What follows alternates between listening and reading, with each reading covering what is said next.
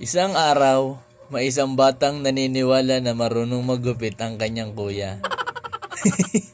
At ang hindi niya alam ay siya ay mapaprank at di siya magiging pugi. Ayan na. Siya ay unti-unti nang nawawalan ng tiwala sa kanyang kuya. Marunong ba talaga tumagupit?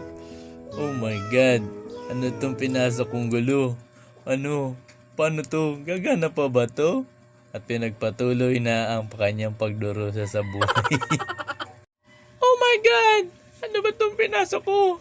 Ay nako, ay buhay. At ang isang bata ay kargado na ng pulbo dahil siya daw ay nangangati na. At siya ay ayaw na magpagupit pero hindi siya makapalag. Kaya tinanggap na lang niya ang kanyang tadhana.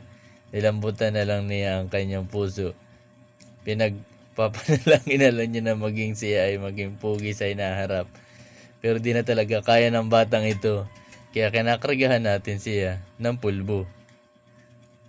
Tapos dito ay siya ay ating papagpagpagan. Tapos uuto-utuin natin siya para sa mapapayag natin ulit siya na siya ay magpagupit. Kaso lang ay talagang ayaw na, Mama! Ayoko na magpagupit!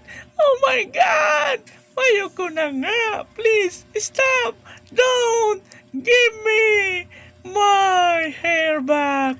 Kaya lang, wala na siyang magawa. Si Papa nakakanood na lang. Wala din siyang magawa. Napapakape siya kahit wala na laman yung kanyang tasa. Tapos dito sa part na ito ay sumasaya siya. Siyempre tinuto natin siya. Sabi ay, isasama kita sa SM. Tatapusin lang natin yung gupit mo. At nang makapunta na kami sa SM, eto na siya guys! Naging kamukha niya na si JJ. Hanggang sa muli, paalam!